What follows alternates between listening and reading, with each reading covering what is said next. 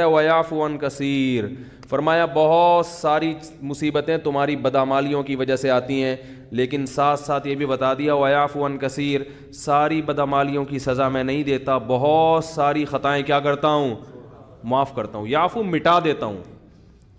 ہمیں تو بہت تھوڑی غلطیوں کی سزا مل رہی ہوتی ہے، اس پہ ہم اتنا چیخ رہے ہوتے ہیں، سب غلطیوں کی ملنا شروع ہو جائے تو کسی قابل ہی نہ رہیں۔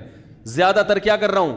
معاف، اور وہ بھی بغیر یعنی بغیر وجہ کے، اور اگر معافی کی وجہ ہو یعنی غلطی کر کے توبہ کر لی، پھر یہ اللہ نے اپنے اوپر لکھ دیا ہے کہ توبہ کرنے والے کو کیا کروں گا۔ آئین میں کیا لکھا ہے اللہ نے؟ جو توبہ کرے گا تو اپنے اوپر معافی کو کیا کر لیا اللہ نے؟ واجب، توبہ کو واجب کر لیا۔ 99 سال تک کوئی گناہوں میں مبتلا رہے، 99 سال میں اس کافر کو خیال آیا آج میں توبہ کر کے اسلام کی طرف آتا ہوں، آج میں گناہوں سے توبہ کرتا ہوں، تو اس کے آنے میں تو دیر ہو سکتی ہے، اللہ کے معاف کرنے میں دیر نہیں ہو سکتی۔ کیسے عجیب الفاظ ہیں حدیث کے، یا عبادی لو بلغت ذنوبک عنان السماء ثم استغفرونی لغفرت لکم ولا ابالی۔ یہ لا ابالی کے الفاظ بڑے عجیب ہیں۔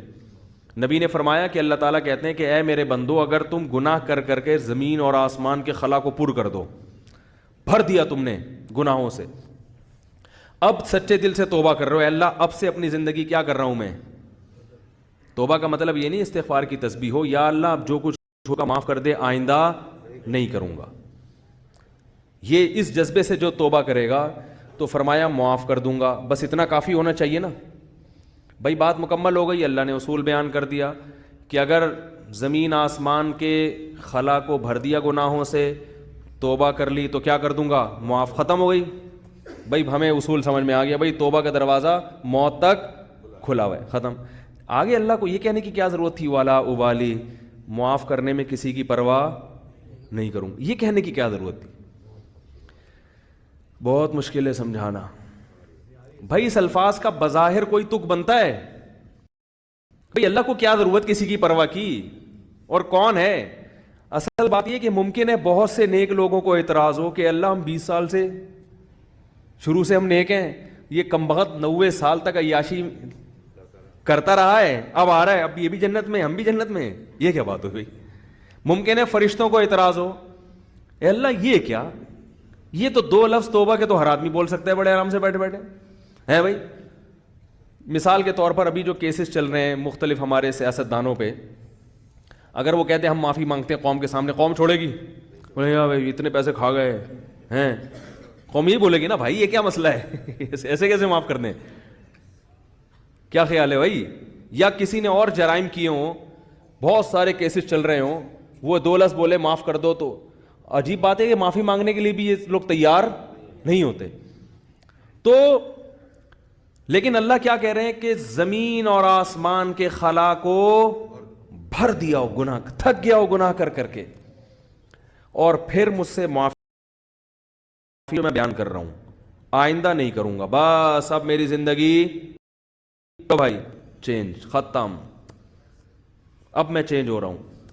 تو اللہ فرماتے ہیں اصول کیا ہے؟ معاف کروں گا اور کسی کی پرواہ، کسی مولوی کی پرواہ نہیں۔ مولوی بولیں گے، مولوی صاحب بولیں گے اللہ ہم بچپن سے نماز پڑھتے آ رہے ہیں، یہ بھی کم وقت ابھی آیا ہے بھائی اس کو بھی تو معاف کر رہا ہے، وہ اتنے لوگوں کو اس نے قتل کر دیا، یہ 99 انسانوں کے قاتل نے توبہ کی تھی نا، اور وہ مقتول کہہ سکتے ہیں اللہ ہمیں تو مروا دیا صحیح ہے نا، اس نے ہمیں مار دیا سب کو۔ 100 راہب کہے گا کہ میں نے اس کو بولا تھا کہ توبہ نہیں ہو سکتی، اس سینچری پوری کر کے اس نے مجھے بھی قتل کر دیا۔ وہ حدیث میں واقعہ آتا ہے نا، لیکن 99 انسانوں کو ایک شخص نے قتل کیا، تو ایک راہب کے پاس گیا، ایک بزرگ کے پاس گیا، کہنے لگا میں نے 99 کو قتل کیا، کیا میری توبہ قبول ہو سکتی ہے؟ اس نے کہا نہیں ہو سکتی۔ اس نے کہا چلو پھر سینچری پوری کرو یار، 99 کا تو کوئی حساب بنتا ہی نہیں ہے، جب جانا ہی جہنم میں ہے تو کچھ کر کے تو جاؤ نا۔ راہب کو بھی مار دیا ٹھیک ہے نا، 100 آدمی قتل کر دیے۔ پھر کسی عالم کے پاس گیا، بھئی میں نے 100 انسانوں کا قتل کیا، کیا میری توبہ قبول ہو سکتی ہے؟ اس عالم نے کہا کیوں نہیں ہو سکتی بھائی، اللہ سے معافی مانگ رہے ہو، اللہ معاف کرنے والا ہے، توبہ کرو۔ وہ عالم تھے نا، علم تھا ان کے پاس، ان کو پتا تھا کہ اگر میں نے بول دیا تو 101 ہو جائیں گے، کیا ہو جائیں گے؟ 101 ہو جائیں گے، اور یہ بھی اللہ سے بھی ڈر تھا ان کو۔ تو فرمایا اللہ ابالی، اللہ کہتے ہیں مجھے کسی کی پرواہ نہیں ہے، کیونکہ یغفر لمن یشاء، میں کوئی جمہوری طرز کا حاکم نہیں ہوں کہ الیکشن سے مجھے سلیکٹ کیا ہو, مجھے مخلوق کے سامنے جواب دینا ہو کہ بھائی کیوں, اصل میں اس کی وجہ یہ تھی کہ دیکھو نا ایکچولی اگر ہم اس طرح سے معافی کا آپشن نہ رکھیں تو پھر تو کوئی توبہ کرے گا ہی نہیں, اس لیے ایکچولی اس میں نہ اللہ فرماتے ہیں مجھے اس کی ضرورت نہیں ہے, میں خدا ہوں, تمہارے مشورے سے میں خدا نہیں بنا, ٹھیک ہے نا. تو میں نے شروع میں لکھ دیا تھا کہ میری رحمت میرے غصے پہ غالب. یہ تمہاری اسمبلی نہیں ہے کہ ہر تھوڑے دن میں آئین چینج ہو رہا ہے. 73 کے آئین کے تناظر میں کچھ اور تھا اور 75 کے آئین کے تناظر میں, تو یہ اسمبلی تھوڑی ہے. میں نے شروع میں یہ بات لکھ دی تھی میری رحمت میرے غصے پہ غالب. تو جب تک یہ قتل کر رہا تھا میرا غصہ تھا, اب چونکہ میری طرف آ رہا ہے تو رحمت و غصے کو کچل کے فنا کر دے گی, رحمت غالب آئے گی, کیونکہ یہ لکھ دیا میں نے آئین میں. سب سے پہلے میں نے قلم بنا کے جو چیز سب سے پہلے لکھی تھی, جو سب سے پہلے منظور ہوا قانون, اسی کو میں اگر خلاف ورزی شروع کر دوں تو یہ کیسی بات ہوئی. تو لا ابالی, کسی کی پرواہ نہیں کروں. تو لیکن یاد رکھو توبہ کا دروازہ تو کھلا ہوا ہے, لیکن توبہ کی توفیق بسا اوقات سلب ہو جاتی ہے گناہ کر کر کے. توبہ میں تاخیر نہ کیا کرو اس چکر میں کہ ہم بھی جب 99 کے ہو جائیں گے تو ہم بھی توبہ کر لیں گے, کیونکہ 99 تک پہنچنے کا یقین نہیں ہے, کچھ پتہ نہیں کب موت آ جائے. اور دوسری بات یہ کہ ضروری نہیں کہ ہمیشہ توبہ کا جذبہ بھی پیدا ہو. ابھی اگر جذبہ ہے, یہ جذبہ ضروری نہیں کہ برقرار رہے. لوگ ایمان کے ڈاکے دار بیٹھے ہوئے ہیں جو آپ کا ایمان سلب کر لیں گے, آپ کو توبہ کی اہمیت ہی دل سے ختم ہو جائے گی.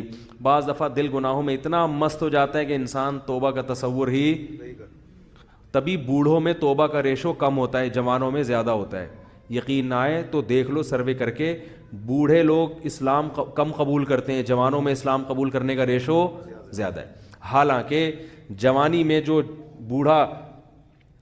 میں جو غیر مسلم اسلام لا رہا ہے اس کی عیاشیاں چھوٹ رہی ہیں. کیا خیال ہے؟ بوڑھے کے لیے تو اسلام آسان ہے نا بھائی, جو کفر کی حالت میں آپ نے عیاشیاں کی, بڑھاپے میں تو اب وہ عیاشیاں نہیں ہو سکتی. اب اسلام لانے میں کیا جا رہا ہے, صرف کلمہ پڑھو, پھر بھی نہیں پڑھتے ہو. بڑھاپے میں اسلام لانا آسان ہے مگر اسلام لانے کا ریشو کم ہے. اس سے پتہ چلتا ہے دیکھنے میں آسان ہے, حقیقت میں آسان نہیں ہے, کیونکہ قوت فیصلہ ختم ہو جاتی ہے. جوانی میں عیاشی آسان ہے مگر توبہ بھی بظاہر مشکل ہے, مگر حقیقت میں کیا ہے, آسان. اس کی ایک سائنٹیفک لاجک بھی ہے.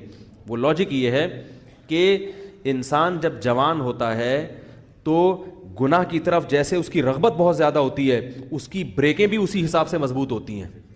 دیکھو نئی گاڑی کا ایکسیلیٹر جیسے تیز ہوگا نا, بریکیں بھی کیا ہوں گی, کیا ہو گیا بھائی, نئی گاڑی کا ایکسیلیٹر ایسا ہوتا ہے کہ ادھر اشارہ کیا, پاؤں رکھا اور زوں کر کے بھاگی, تو بریک بھی ذرا سی آپ اشارہ چاہیے بریک کو ایک دم ٹھا کر کے